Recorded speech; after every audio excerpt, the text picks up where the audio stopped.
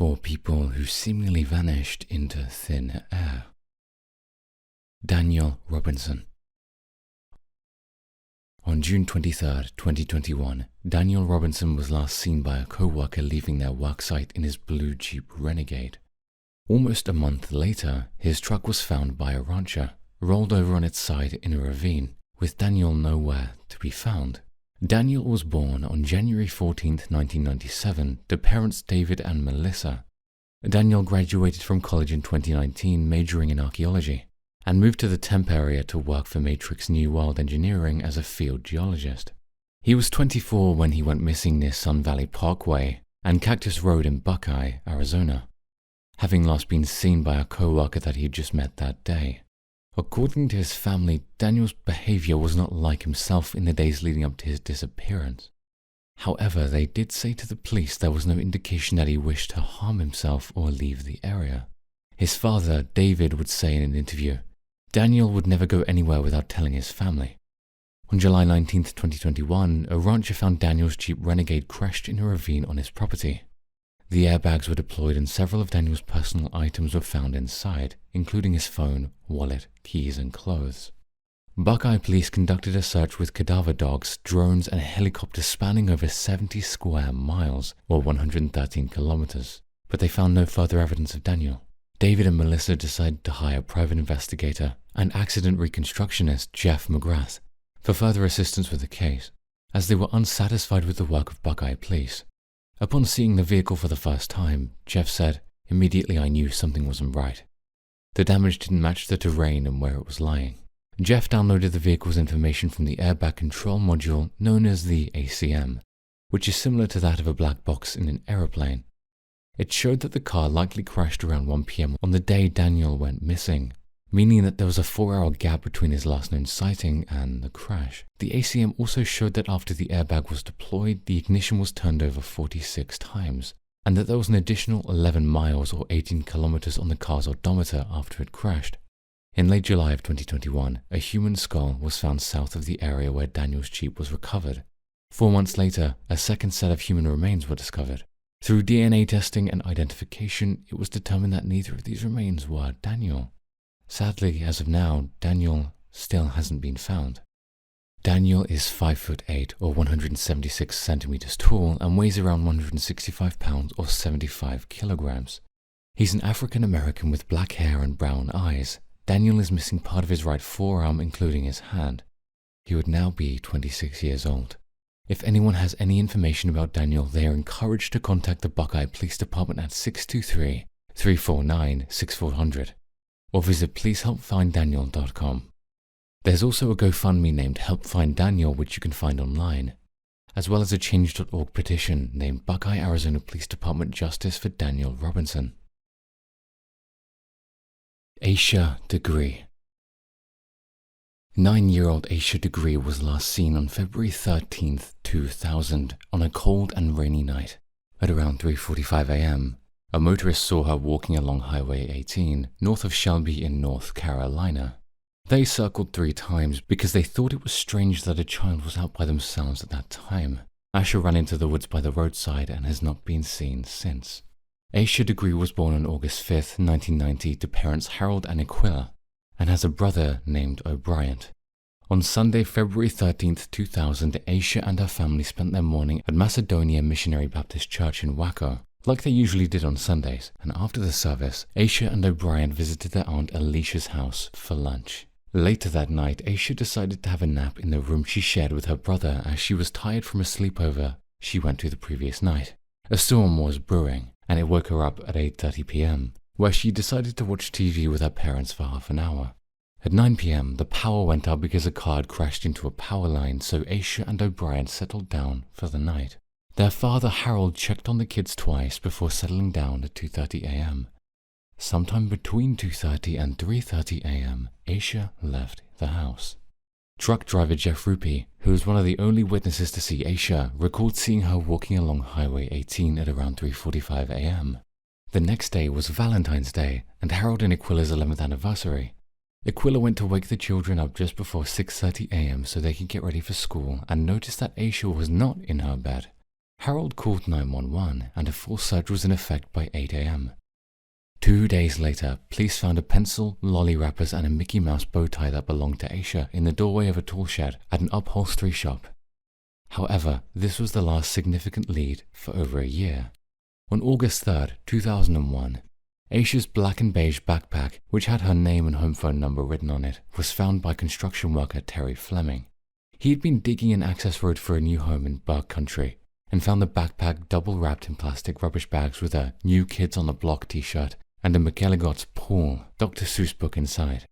It was buried less than 50 yards or 45 meters from the highway that Asha was last seen walking on. On May 25, 2016, detectives announced a new lead, that Asha was seen getting into a car on the night she went missing. It was described as a 1970s Lincoln Mark IV or a Ford Thunderbird, with rust around the wheels and 2 passengers inside. On Valentine's Day 2021, 21 years after Asha's disappearance, the FBI stated that they are still actively investigating her case and utilizing new technology that didn't exist at the time to help them find new leads. The FBI is offering a $25,000 reward for information leading to Asha's whereabouts, and the Cleveland Country Sheriff's Office is offering another $20,000 reward. For Asha's parents, the hope is that those responsible haven't done irreparable damage and have the courage to come forward one day. If anyone has any information on Asha's whereabouts, they are encouraged to contact Cleveland County Sheriff's Office at once at 704-484-4822. Mary Abbie Flynn. On February 2nd, 2020, Mary Abbie Flynn was preparing for a dinner party to celebrate the Super Bowl. After everything was completed, she FaceTimed her son and said she was going to go for a walk before her friends arrived.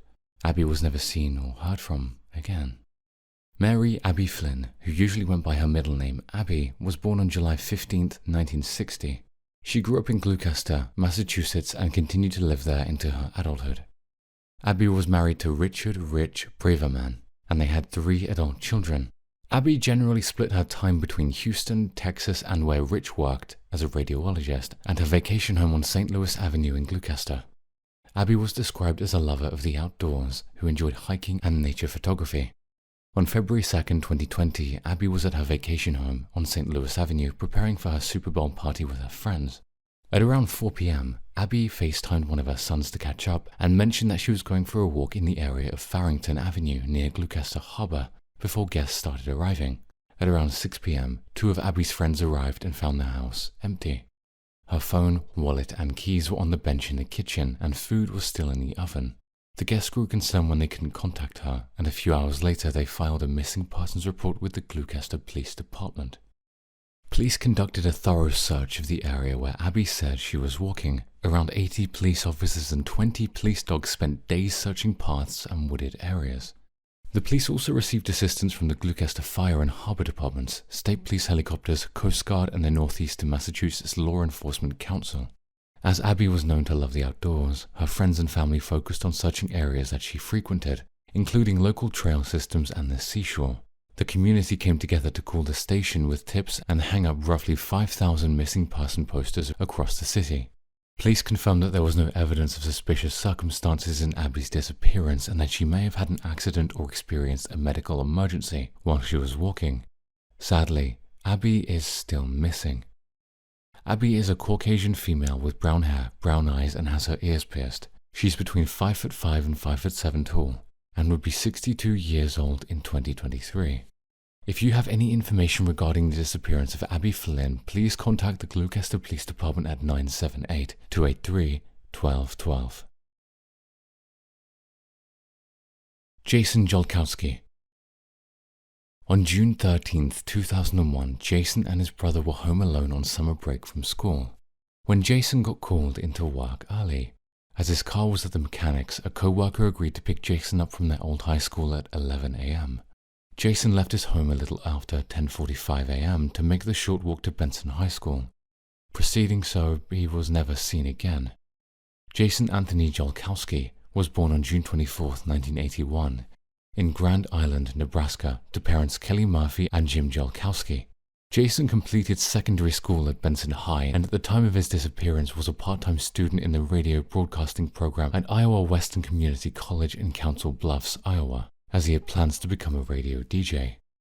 Jason worked part-time at a local Fazoli's restaurant not far from his home in the Benson neighborhood of Omaha. He was described by his mother as a shy and quiet boy who only had a small handful of friends. On Wednesday, June 13, 2001, Jason was at home with his little brother while their parents were at work. Jason received a call from Fazoli's asking him to come into work early. He was originally going to walk the 4 miles, or 6.5 kilometers to work, but he decided to ask a co-worker to give him a ride instead, and they organized to meet at Benson High School at 11 a.m. After the call, Jason did a few household chores and was seen by a neighbor at around 10:45 a.m., bringing the rubbish bins from the curb before leaving in the direction of Benson High. As Jason never turned up at the school, his co-worker called his house between 11:15 and 11:30 to say that Jason hadn't arrived. Jason's parents mistakenly believed that there was a 24-hour wait period before they could register Jason as a missing person with the Omaha Police Department, but even when they did, the force viewed it as a typical teenage runaway case. After 10 days, detectives finally began to take the case more seriously, interviewing locals and conducting searches in the neighborhood and at Benson High, but nothing was found. Since his disappearance, Jason's bank account and phone have had no activity. All of his personal belongings were left behind, and there was no indication to his family that he had wanted to leave. There was no history of mental health struggles or drug abuse, and he was not a troubled teen. Foul play is suspected in Jason's disappearance. However, as of now, there have been no advancements in the case. Jason Jolkowski is a Caucasian male with brown hair and brown eyes. He's 6'1" or 185 centimeters and weighs 160 pounds or 75 kilograms.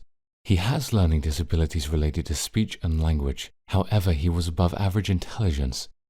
Jason would now be 42 years old.